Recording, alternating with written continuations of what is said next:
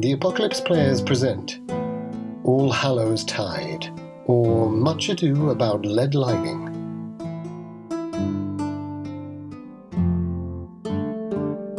Act 4. The Crossroads. It is twilight, Allhallowstide, the 31st, as we would call it, of October, 1592. You and Gatehouse and the cart have arrived at the crossroads. There is a finger post with a sign to Seething, one to Loddon, and one to the river. That's all it says.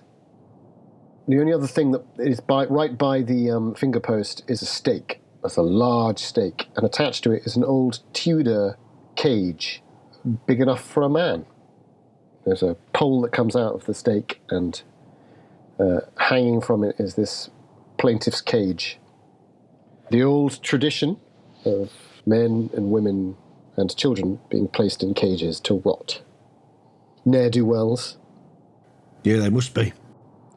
Followers of the upright man who have been caught in the act of thieving. And all three of you feel a sense of the unravelling. Although you would never be able to name it as such. It is not a term that is understood between the three of you, and yet you would all be able, if describing the experience and feeling of it, would agree that the unravelling seems to be approaching at this place. Do they not say at the crossroads that the rogues, the vagabonds, the knaves, and the actors shall meet and make dark deals with the devil? Aye. Daemoniorium. You feel that in that moment. And yet no one is here at this present moment. Do you wish to do anything? We're sure no one's there. You can study more carefully if you wish. So I'd like to have a look at the... Spot hidden, is that? Well, the equivalent of, I suppose. Could you give me your intellectual roll? Yeah. I rolled a 1. Ah. That's a shame. It is a pity. Failing forwards, eh? Failing forwards, always failing forwards. So the moon is coming up. It's an early moon, and it seems to be one of those fat, lovely yellow moons, near full. You can see lights off to the east on the river, you assume, and some lights off to the west. You can't see, Loddon's too far away to be able to see any of that. It's more wooded over to the west. You see all of this, and then you think you see a shape running in the fields. Just for a moment, a long shape, very fast, a black shadow. And could you give me an unravelling check? Yeah, happily. Which is a D8. A quick test of our nerves. 3. Well rolled, sir. Well rolled. All is well. What holds you together?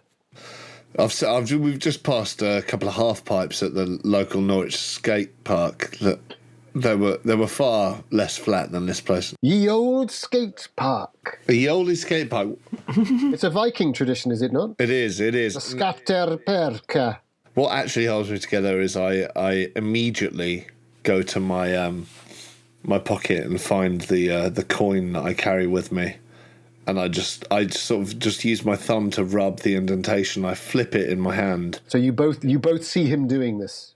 Yeah. I feel on one side the cross, and on the other side something else. Not the crown. Not the crown. I think because it's a 1, I think you both don't even need to test. You notice that it is a foreign coin. Of a like that you'd never seen before, the two of you, Chase and Kelligrew. Here. Where'd you get that from? Oh, this, it's nothing. It's just, got it from a merchant. Don't worry, it's just more of a good luck charm. I go to put it back in my pocket. Gatehouse gets out, stretches, rubs his arse, even for the short time that he was driving. The wooden board that he's been driving on is clearly not pleasant. Now, would anyone else like to do anything at this moment? I might hop out to stretch my legs with Gatehouse. Maybe I go to the side of the road and I take a piss, but keep alert, look back over my shoulder. Always looking. Yeah. Did you say that there are sort of gibbet cages here? There's a cage, just one, yeah. I'm going to go and have a closer examination of this cage. Yeah, good. Could you give me your... Are you using your eyesight? Or are you using a knowledge of a different kind? Are you looking for telltale marks? I think so. Or are you using your intellectual capacity? Well, you tell me. I'm examining it. I'm certainly having a look. But I'm interested in whether I can gauge the age of the person and maybe even glean what I think, whether they died in the cage or whether they were already dead or what, and how long they've been there. Do you see bones in there? Bleached bones. So everything's been stripped bare. You do see a couple of pale toes poking out of the dirt in the last of the light. But otherwise, there's just sort of fragments and a cracked and broken skull. You get the impression someone might have tried to remove that, and they just sort of pulled it up and down and smashed it about a bit. But you can see thigh bones, and you can see rib bones and rags, an old kind of mess of rags. Could you give me a physical check? 1.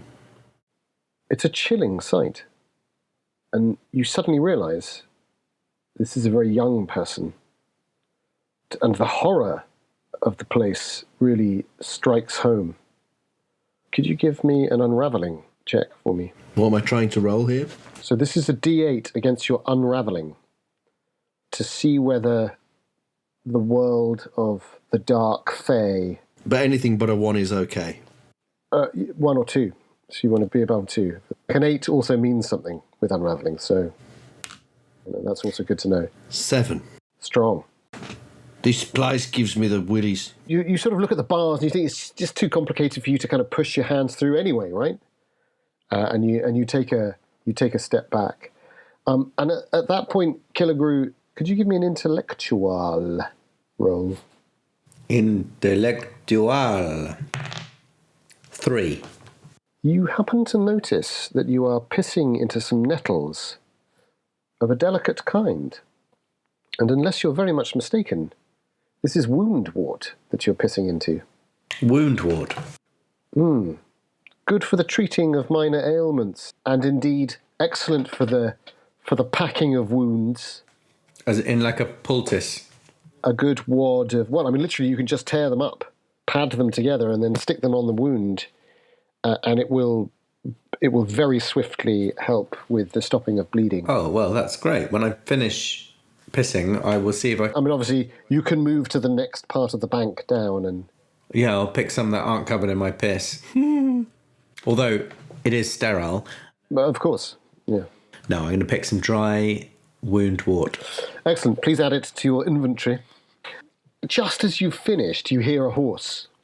And the three of you sort of naturally gather back towards the cart a little bit. I also, if it's fair to say, after I saw that shadowy figure, could I just ask which direction it was going in? You saw it to the west. Yeah. It appeared to be going from north to south, but on the western side. So in the same direction we're going, or the opposite? Well, the finger post points to Seething, and that is to the west. Yeah, okay. So I'm also trying to keep a weather eye on our environs, although they're dark. Just flicking off to the right, to the western side. Perfect. Vigilant. In the centre of the crossroads, standing strong leaning on his cudgel, is William Gatehouse. A rather nondescript-looking individual rides up, from a distance anyway. He has fine clothes and a fine horse, but it's when really he gets close that you see the distinguishing features. He's sort of about average height, 5'8"-ish, as in those days it would have been. He has a well-kept moustache and pointed beard. He's in his 30s, you'd say, in his prime. But he has a scar from his nose down through both lips into his chin. There's something brilliant about his eyes, glistening. There's a fervour to him. Very closely cropped hair, a small ruff. It's a dark ruff, and he wears dark clothes and has a travelling cloak on. But he arrives with someone else on a donkey. And the donkey is striped? Could be a zonkey. Who knows? Yeah. You all get the impression that this is a scholar, or possibly a student. He wears a robe-like vestment, but you can see secular clothes underneath this sort of quite heavy robe. And he's doing that classic kicking the donkey's side and sort of running. He's got a little stick. He seems fastidious even on his mount. And rattish. His face is quite rattish. What you do also wonder is, you're not entirely sure, for a split second you're not sure if it's a male or a female. You feel like there's something in flux about this person that you can't quite pin down. And they stop their somewhat restless donkey, and the man who you assume to be Locke pulls up his horse. The horse is restless too. Was it fair to say that Locke, the man we assume to be Locke, seems to be leading the other man? Oh, very much so, yes. He arrived ahead and first. Yeah. Oh, and you also notice that he carries a sword on his harness. Like a rapier? A gentleman's sword, yes, indeed. Gatehouse says nothing, and Locke lifts back his head and says, "So, William Gatehouse, you can vouch for this gentleman?" "Aye, that I can." "Then your part of the bargain is upheld. Good. So, Sebastian Locke, are we to the church straight away?"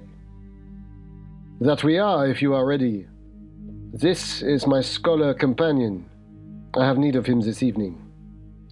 He reaches into his cloak. Could I do an intellectual roll Yes, you could. to see whether it looks like he's reaching for a weapon? You could, yes. While that's happening, if it's fair to say, I just duck down in the carriage, assuming that it is. Yeah, nice. 3.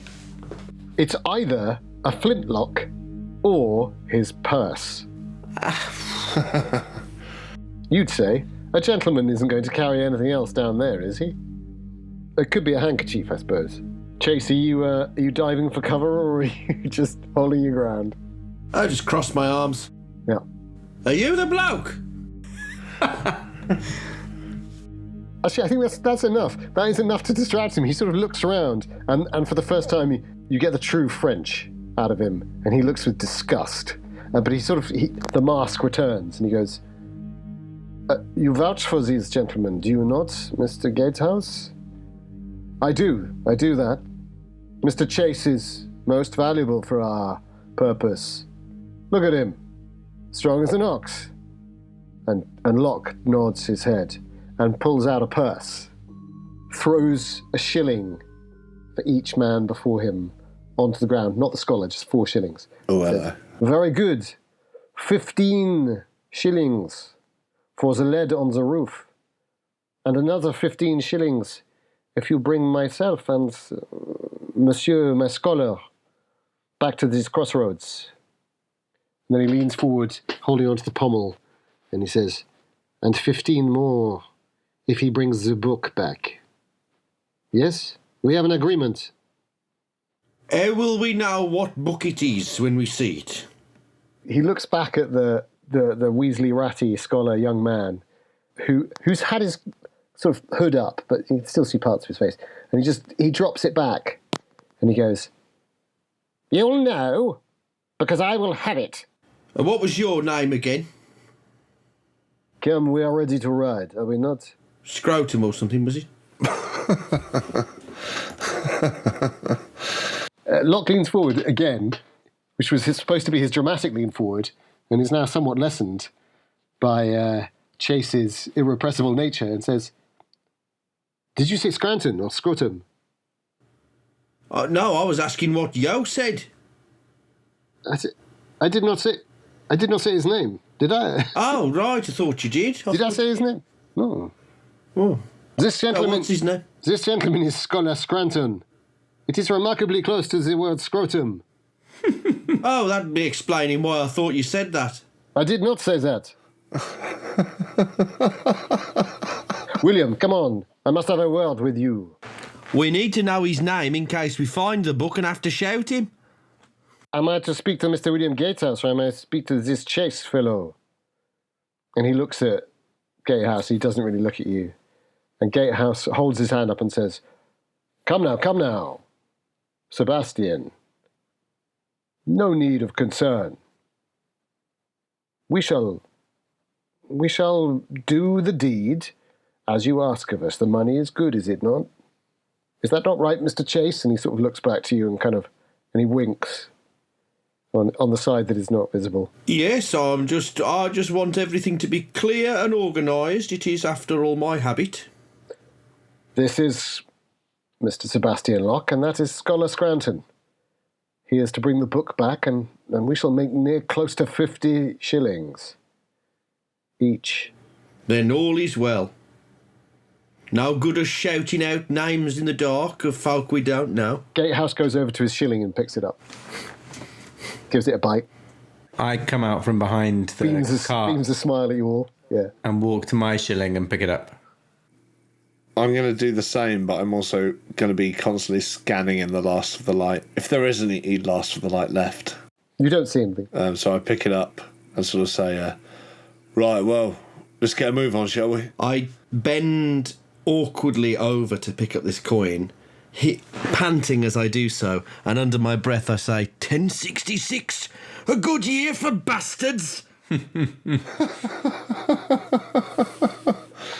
There's a jingling of a bell on his horse as he pulls it around, and it's a little close. It's a little close to you. You have a choice. You can either try and hold your ground, or you may wish to dodge. I'll hold my ground. Okay. He spurs his horse forward and just brushes past you. And you're actually knocked back. There's no physical damage, but you are knocked back. And he says, Allons-y!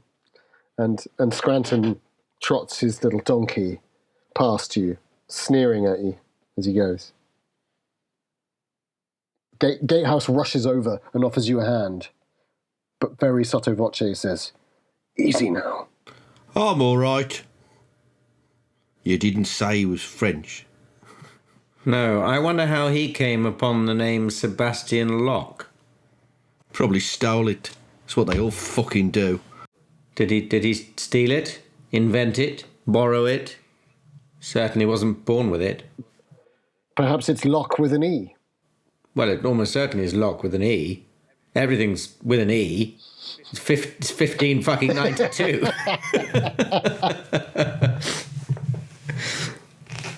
William the Bastard went round and called himself king. He stole that, didn't he? It certainly did. Norman twats. I suppose we... Come on, let's catch up with them. We should indeed. And he dashes back to the cart and he pulls it over. You pile in. You wend your way westwards. There's a fork in the road. You take the left, so you're heading slightly further south. You are aware of passing by a village just to the north. And then a chapel begins to show itself just slightly on raised ground through trees ahead, very picturesque. Notably, no tower. Unusual for a church in these parts not to have a square or round tower.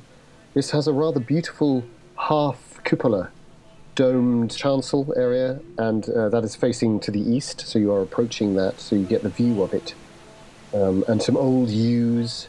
You can see the lich gate, and you can see the slight rise of the graveyard around the side of it. And just as you do that, the moon comes fully clear of the clouds, and you see stretching clouds to the west, and the rising moon gives very clear light ahead. You see a little light, a lantern up ahead, someone walking around the edge of the boundary of the church. God, it's going to be bloody cold tonight.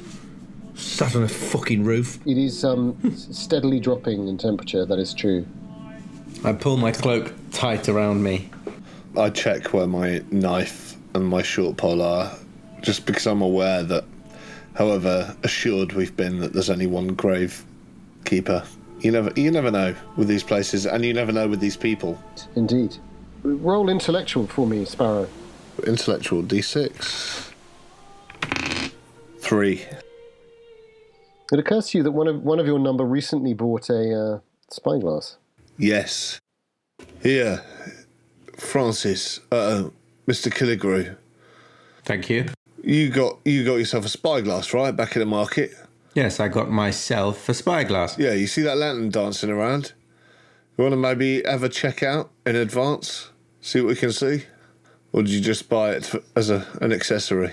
I see it, and I look back at Sparrow and sort of give him a grudging nod of respect and say, good spot. And I take out the spyglass and train it on the lantern. And the moonlight is enough to give you a view of a man past his prime. Saturn has kissed his locks with grey, and he has quite a big dog by his side, who he's holding by the collar as he walks around. But he seems to be an affectionate hold, not like he's holding him back. Even so, that's exactly the sort of shit we need to know about. Yeah. Could you give me a physical check, Killigrew? Oh, yeah. Well, yeah. Unless you have the special ability of night vision, in which case you need not roll. I don't. Is that a special ability? If you just... Oh, yes. You making fun of me? Oh, no. Oh, it is. Oh, dear. I've rolled a 1. You see a shadow behind him of a figure. And for a split second, you think you see golden eyes. I get a bit of a shock. And I have another look. Is that figure still there? Yes, and it moves between gravestones, and he sort of turns around, and he seems to be conversing, but the glass just isn't quite good enough to give you... There's a shadow from the yew tree, and you can't quite see the figure, but he seems to be talking. Do you convey this? I think I do, yeah. I say, it's a man with a large dog and possibly another figure. The two riders are hidden in the lee of a group of trees, a last small copse before the road dips down and then rises up to the church. And Locke gently turns the horse around and says, I will leave you to approach first, as we agreed. And Gatehouse says, aye, 'tis all in good hands. And he just pushes the cart horse on, and you dip down. I wouldn't call it a hill. It's more of just a gentle slope down into a dip. And then as you're climbing up, he artfully pulls the cart off the road onto the grass so that you're still a good 100 yards away. And there's a little tussock, which he gets out almost behind, as if... I mean, there is a lantern on the cart, which he hasn't put out, but he takes off the lantern and turns to you and says, late well wishes for the graves of all souls. We just happen to be more daring than the rest. But he still isn't showing himself on the road, and he goes up towards the sort of top of this hillock, but he crawls up. He's put the lantern down. He's sort of just creeping up, and you get the impression he's looking just over the top of the hillock to have a better gander. Before we leave the carriage, I just want to say to the others, now listen here, Mr. Killigrew, Mr. Chase, I saw something earlier, and I trust my own eyes. I saw a black figure chasing across the landscape. Reminded me very much of a dog, but far too large to be a hunting dog. I'm only telling you this because, hey, if we don't all get out of here, we probably won't, any of us get out of here, and we won't get our money. So keep your wits about you. Keep your eyes about you. Yeah? Yes. Well, hopefully, if we're up on the roof, the dog won't get us. Well, exactly. It'll be Mr. Killigrew it devours. Yeah, and I'll be fine with that, so long as we leave with our worth. Oh, very droll. None taken. Well, let vigilance be our watchword. I'm only kidding, Killigrew. Obviously, we all rely on each other in this. Give us a whistle if you see anything. When he says that, you will rely on each other in this. You feel a glow in that left pap. Aye, that left pap. Where heart doth harp. Does anyone go with Gatehouse? Why don't we all go? And then it will look like it is two gentlemen, and they're two men. Very good. The other good thing is if there's four of us, and the lie goes wrong, and we're not quick enough of wit and tongue to deceive the man. There are at least 4 of us to beat the shit out of him and strangle his dog. I know what you mean. Yeah, well, we all go and lurk. The 3 of you go up the tussock, We do. skillfully, alongside Gatehouse, who is not surprised by your arrival, but does not take his focus off, and his eyes are narrowed. But He's looking at the man. He's looking at the man with the lantern, is he? looking at the man with the lantern and the figure that the man is talking to. The dog is held, I take out my spyglass and offer it to Gatehouse. and he says, "No need. I think I have a measure of it. But smart thinking." Mr. Killigrew, would you mind if I took a peek? My eyes are sharp. No, be my guest. I'd like to take it, and I'd initially like to turn it in the direction it would be expected to look upon, just to see, because I haven't seen this other figure yet. Just want to have a quick look. Yeah, by all means, you can see the dog, you can see the man, and you can see... well, give me a physical check. A physical roll. Because it's dark and where that figure is standing. Did any of us bring any candles? Oh, shit. Ooh, 7. Nice. Yeah. Yeah. So you're pretty sure there's a young boy talking to him. Tall, but a young-looking, fresh-faced boy, about sort of 14 maybe, chatting away. They're just having a little conversation. And Gatehouse pats you and says, "There are other ways of seeing." And then he does this. He takes one hand and he takes the thumb and forefinger of it and raises the other fingers. And then he makes the sign of the horns. And in a monocular use of the hieroglyphic monad, he looks through the hole that he has made between the thumb and the forefinger, and then the horns are before it, and he's very focused in that moment. And he says something under his breath that you think you all hear the word Allhallowstide. So, Killigrew, you need to roll supernatural for that.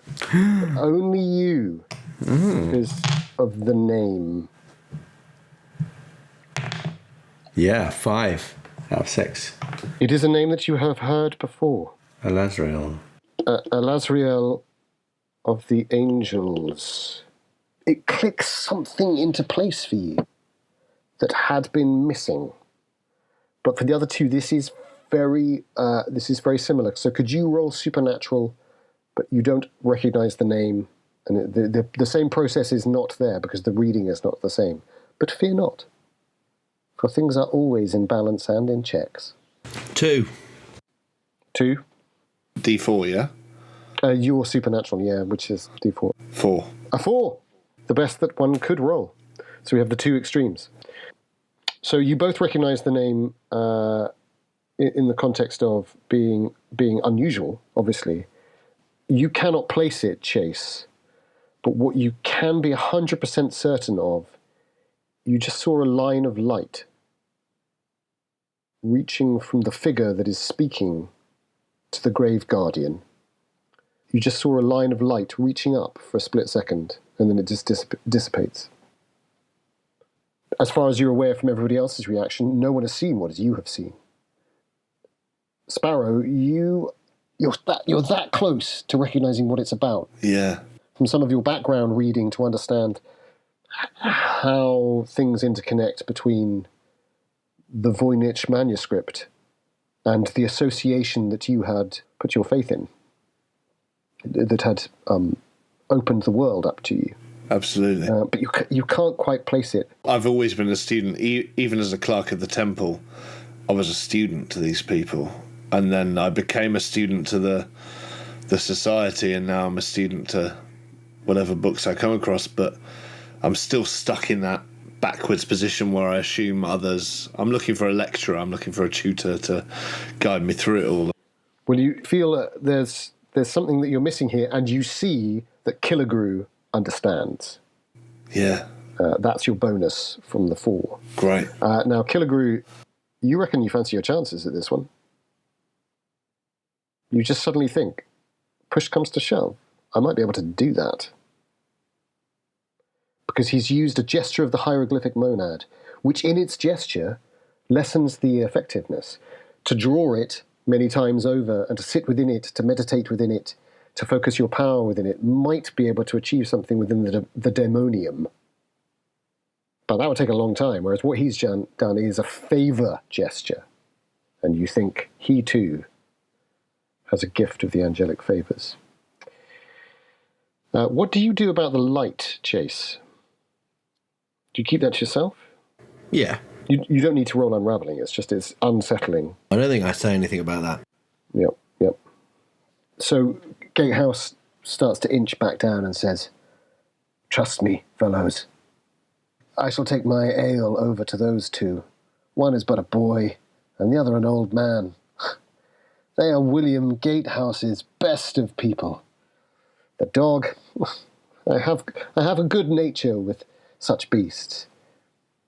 I shall give you the lantern and say that you are my fellows, and that you are here to visit a grand dame long since dead of the old faith.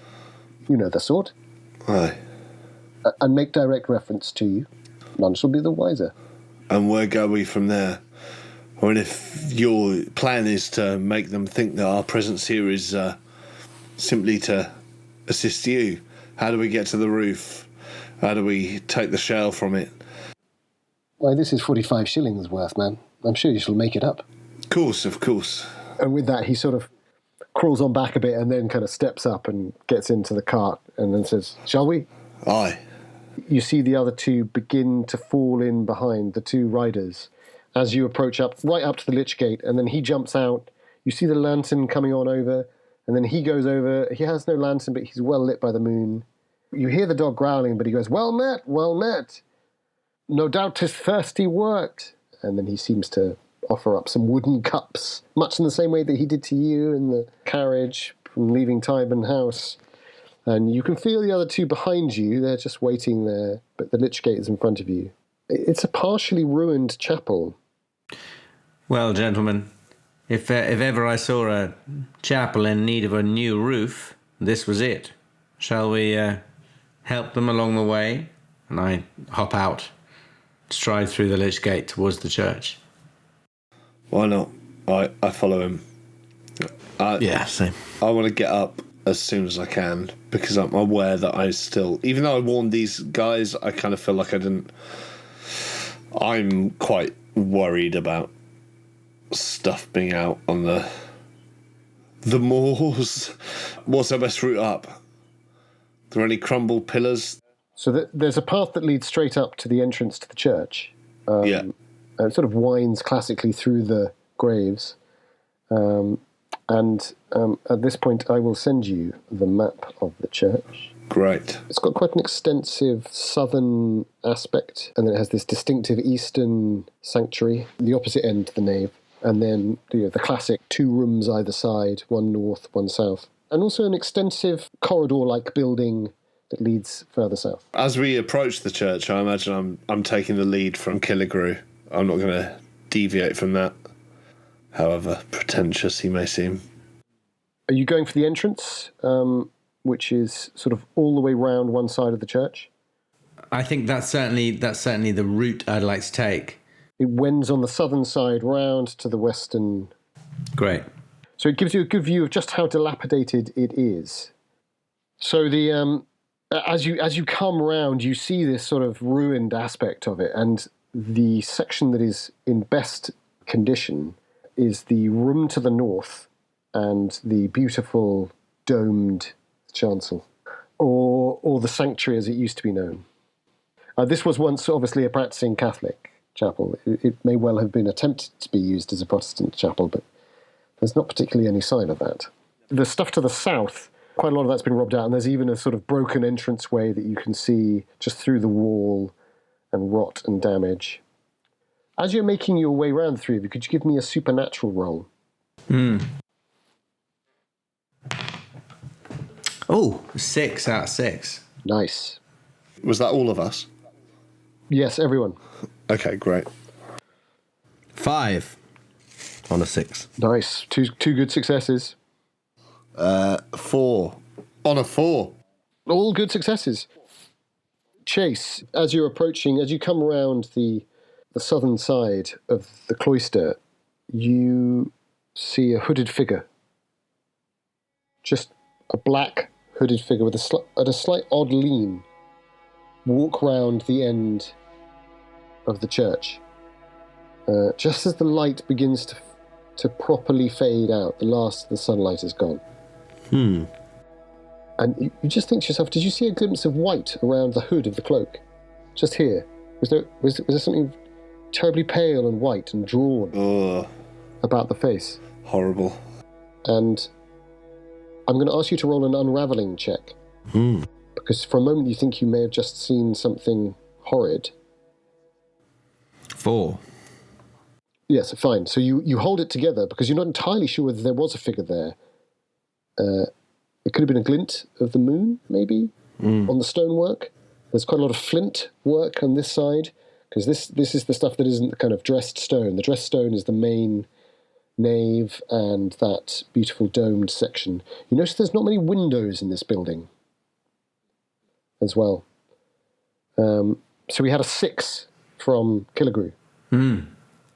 You notice due west, about 15 paces away from the path that leads into the church, is a wizened tree. It lives, but there's something odd about it. And as you look at it, you think something glistens around the base of it. And for a split second, you think it is a thick serpent coiled around the tree. Could you roll unravelling for me? Yes. And with an up die, so a 10. A D10. 1. Oh dear.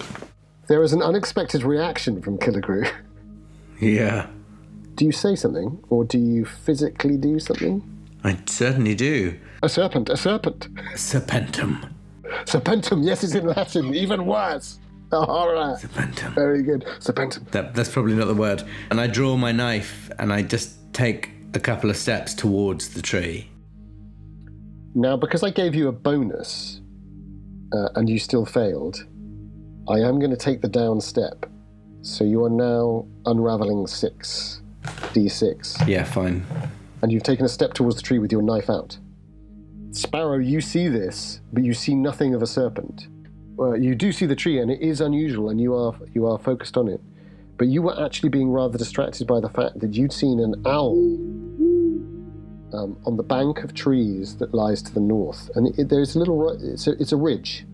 You see a pair of eyes, and that's what distracts you. And you look at him, and he's doing this weird thing.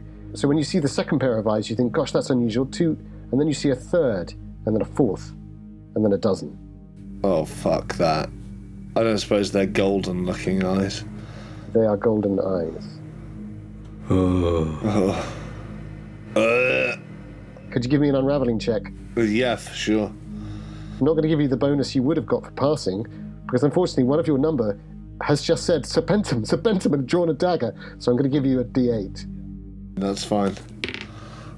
7. You hold it together. It's tricks of the light, right? Yeah. It can't be actual eyes. Yeah, it's little pine cones, frozen pine cones catching the glints of the sunset. And perhaps the call to action of this drawing of the dagger. You've all seen this, and I'm going to say, for argument's sake, you're almost before the entrance of the church. You can see the door is closed, but there's bits of masonry has been robbed out. Beautiful Gothic architecture has been defaced. You can just see beyond, up above, this rather lovely, pale lead roofing that covers the bedroom and the cupola. Nonetheless, dagger drawn. Let us move to initiative. Oh, Christ. Could you give us a coin? Me? A moment is beginning. Killigrew? Cross. And it is. He has it, and therefore you have the advantage. The agents have the advantage. What will you do in this moment? Starting with you, Killigrew. Can I still see this snake on the tree?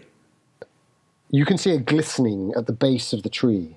Well, then I just advance towards it. What do you do, Sparrow?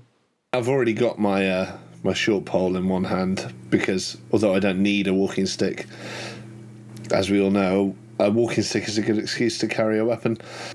And I pull out my knife in my other hand, just so I have them both to hand.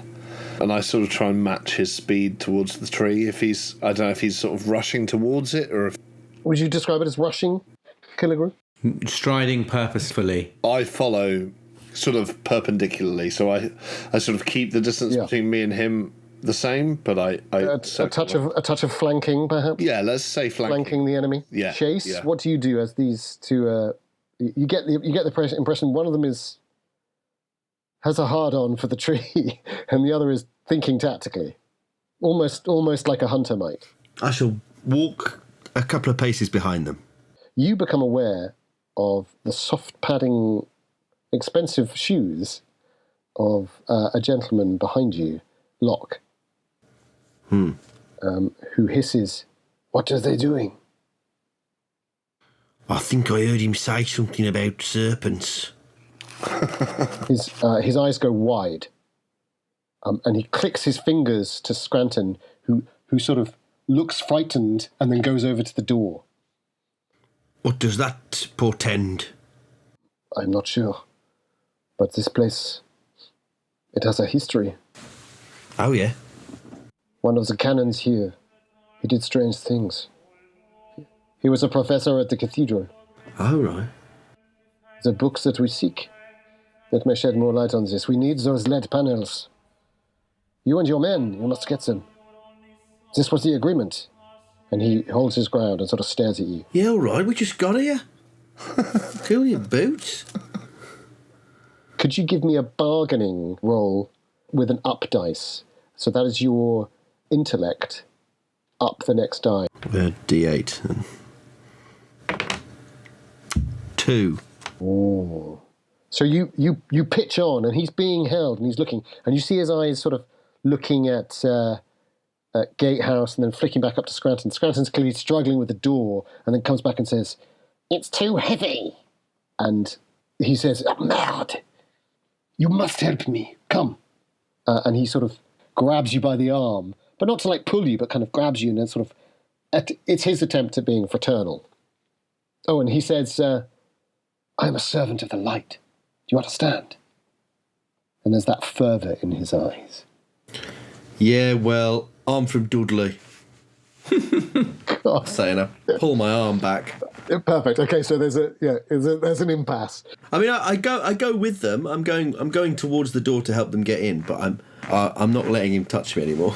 Yeah, there's a sogginess underfoot, Killigrew, and this tree looks weirder and weirder the closer you get to it. And the glistening at the bottom you realise isn't snakes, but roots wending round in a circular nature that is at deep odds to the images that you have recently seen. The geometric patterns, the angelic certainty of those images. I might say to Killigrew, "Here, Francis, whatever's held your attention, we need to get up to that roof, surely, or else we don't get paid." You're right. My eyes deceived me. This is nothing. Just an old tree. Oh, aye. You're right. The quicker we can get this over with, the better. Quite right. To the church. Shimmy up on top of the roof. I'll keep watch. All right. Well, is there a place that looks the easiest to reach the roof from here? You would say it would be climbing the best part of the masonry, which is on the northern side of the nave. And although the wooden guttering is gone, there's still quite a lot of stone, really well-made Gothic stone guttering that is purchased enough. Yeah. I'll give you a leg up. It's safe to say that, Chase, you see this happening, and they sort of head up towards the chapel itself. And Locke says, "Come now, I entreat you. Let us help the scholar gain entrance to the church." Yeah, all right, move out the bloody way then. God. Can't open a fecking door. And I go up and try and help. Try and open the door. He looks refreshingly horrified by that, but almost smiles, I think. And then the three of you open what is a very stiff, rusty, old door and manage to get in. Nice. So while the two of you are climbing up to the roof, you gain entrance to what must have once been a very beautiful chapel, first half of which, of the nave, is ruined. The pews have long since been taken, A lot of the surface work of the stone here has been taken too, leaving just rough dirt. Beautiful flagstones have been taken out. You see defacing of monuments, of course. Benches have been put in place, presumably by those members of the Old Faith who wish to still use the place, but there's no indication of practice here anymore. It is an abandoned building, and yet it is being protected by the community, and you are suspicious that no indications there's probably people coming. As you get further in, suddenly there is a line, pretty much at the boundary of the northern room. Suddenly the roof is intact, paint is on the walls, and in the cupola you can see two beautiful angels, one on either side, painted in an old style that you're not very familiar with, but you think might be quite Greco-Roman. Which is slightly disturbing for you because you remember that Roman implication with the memory that you had of walking by the Seven. Yes. Scranton makes immediately for the altar and gets out a leather satchel somewhat awkwardly and begins to take out chalk and starts marking the floor. How's this going to help you find a book? Leave him to his studies. He has a gift. Doesn't include opening doors then, I guess, yeah. Different kinds of doors, as much. Does not your friend need you for the lifting or the throwing of the lead? You're telling me that posh boy can do the work? No. Come now. It is 50 shillings. Yeah, well, you wanted me to open a door, didn't you? So I had to come and do this first. How much do I get for that? You are right, Mr. Chase. You are right. Well, it was 45 before you helped me with the door. I just said 50. Let's call it 50, shall we? Oh, I think that's probably a good idea, yes. And I tell you what, call it 60 and I'll let you out at the end. Bon blague, my friend. And with that, you lock them in. Not even lock them, they just can't, it's too feeble to push a door. Sparrow, you are on the roof. Killigrew, you've helped him up. Yeah. You see him on... Giving him a leg up. And you are down the bottom. That was the plan. I see him onto the roof, and I think I wonder whether the roof would be a good vantage point to just scan the horizon with my spyglass while the moon is fat. I was going to ask, actually, because I took your spyglass. Did I ever give it back to you? Is that a luck roll, or would I have automatically given it back to you? May I have my spyglass back? Nice. 2 seconds. And I just want to give one scan of the horizon. I know it's dark now, but I'm just... No, I'll give it to you. Yeah. Yeah. Can you give me a supernatural roll? Please, yes. I would love to do that. Even though it's shite, my supernatural. That is a 4 on a 4.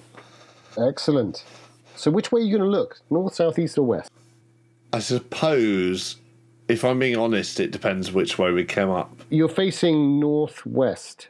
Well, yeah, I'd like to scan the horizon in whatever direction is most convenient, but give it like a left and a right. It's probably west then. Yeah, let's say west. And then you could look north to the ridge. So west, you do catch, with the spyglass, you catch just a lovely line of light. Which you realise must be the setting sun. The last of the setting sun on All Hallows Eve. Beautiful. And then you're just tracking right, as would be your natural instinct, to see the full horizon to the north. As the light fades and stars come out, and there are these lovely clouds reaching. They're a little bit like a long hand of clouds, high and reaching. But as you look to the north, you see that the ridge isn't a ridge at all. It's a buried giant. Could you roll Unraveling? Oh, fuck my life.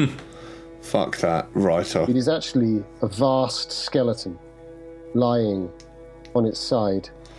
Christ. Is it the Galanthian of Corda? Is it? I've rolled a 7.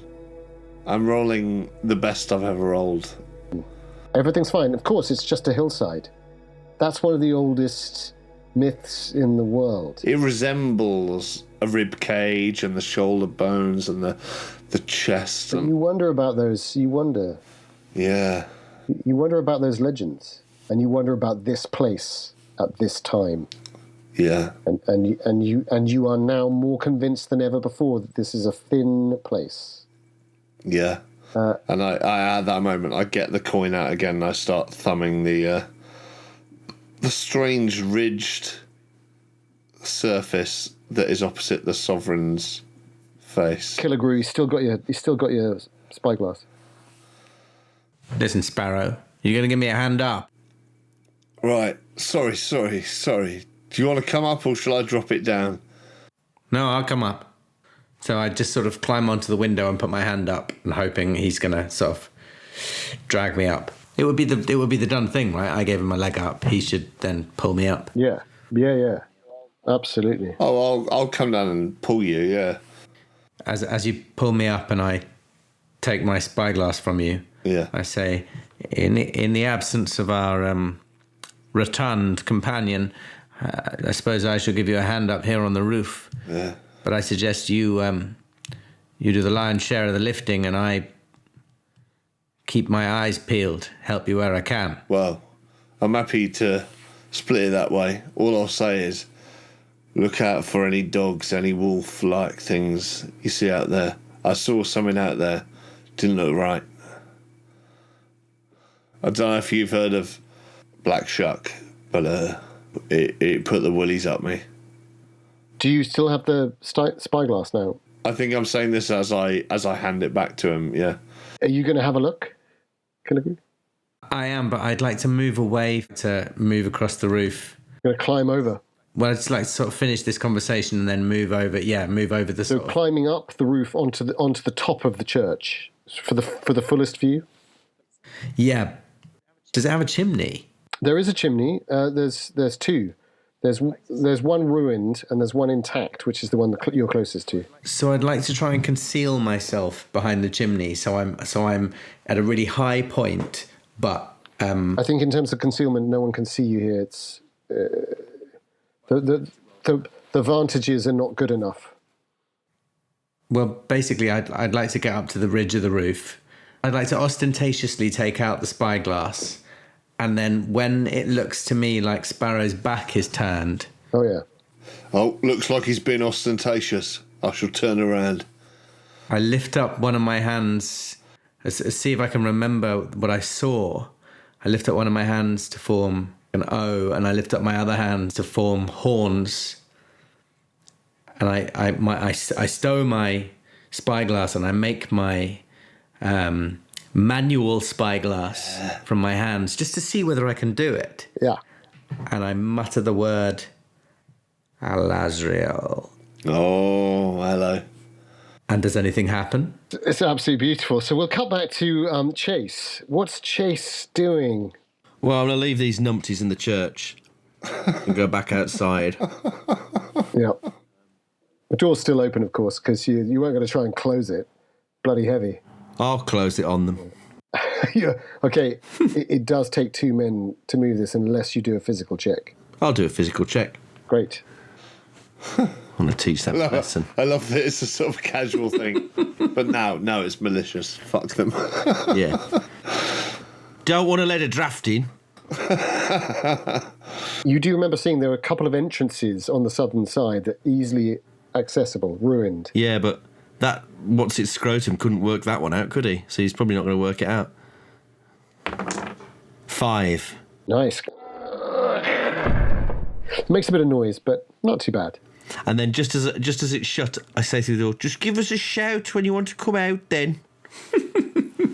You also hear from Gatehouse down below. No. As if he's sort of upped the volume. Where is Gatehouse again? He's actually now down on the sort of southeastern side of the graveyard. Chatting to the boy and the... To the janitor. The boy, the janitor, and the dog. I sort of trudge around the church. Where are you? As you finish saying where are you see the figure of Alexander Sparrow on the top of this room peeling off a piece of lead. Could you give me an intellectual? Actually, could you give me a luck? Keep your intellectual. What do I roll here? to take a chance, you have to toss a coin. Oh, of course, yeah, right. Crown. 'Tis tails. You see something glinting on the underside. Now, what is your roll for intellectual? 4. You are pretty sure you just saw something on the bottom of that panel as he's sort of pulling it back. A sign. You think you saw a sign or a symbol. Hold it, Lex. So they are the words that you hear, Killigrew, as you're looking around using the hieroglyphic monad, invoking the angels. Now, you feel a drain, and also, where before you felt warmth and burning sensations in your left pap, you feel a very distinct ringlet of cold. In fact, you wouldn't even call it a ringlet. You would call it a thread. You are aware in that moment that there is a spell or gaze upon you. That is something to do with this bond, as you hear the word oi, but you just can't help yourself. You're tracking across. Now, you were looking south, right? I climbed on the north end. I went over the ridge. Yes, I was looking south exactly. Yeah. So you're looking south. And as you pan across to the left, you see a trace of the river, and just sparkling in the moonlight, you see the river. And then you see the bank. And the bank is moving. With not 10, not 20, not 30, but 100 or more creatures. Wriggling and climbing and crawling over each other. And chittering and chatting and picking at the hair of each other. Ooh. And a mass of old folk, of bruach, are broiling and burning at the bank of the river. Could you roll unraveling for me? Yeah, absolutely. Yeah, that's a 5 out of 6. You are pretty sure that this is a place of the Hollow Hills. That is what the hieroglyphic monad is telling you. You're not even sure if you understand what that means. But from your reading and from your association, you are fairly sure that this is a place of the Hollow Hills, which is the oldest of the oldest dark fae. And to have a name in this place would be a thing of power. To have a name? Well, because names are what you deal in. Yeah. May I ask one thing before you move on? Yes. It is absolutely evident to me that I have succeeded in performing the monographic hieroglyph. Hierogasm? It certainly feels that way. Something's happened. Hierogasm. And the few times that you've ever used your own favour, it feels like it has succeeded. Hierogasmic. What you have seen is not 100% certain, but you've gained this insight to this concept. Yes. So each one is leading to another door. The door of the understanding that was clicking together has led to a door of an understanding that's clicked together. Yeah. Like a terrible astrological path. You do feel the reverberation of the death mark between all three of you, I think, in that moment. Where you go, are we meant to be here? Is this fated? Oi! Lex! Xander! Who are you talking to? You! Sparrow would have been easier. Sparrow, in that last moment, as he says Sparrow would have been easier, he pulls up the panel. Look at the underside of those panels. They've got markings on them. I do so. Could you give me intellectual, and I will give you a step up. Yeah. For this is to do with the secret study of signs. And who better than a student of the Voynich manuscript? I got a 7. Sweet. That's what we need. It's a strong success. Yeah. You see what you are fairly sure is a mark in the Theban text, the ancient language of witchcraft. Jesus Christ. And at that point, you hear a terrible groan from the room beneath, and the roof just slightly vibrates. We're breaking a seal. And then there is an awful, awful smell. And it is not Chase farting. There is something unholy that is seeping into the world. What do I do? What do I do?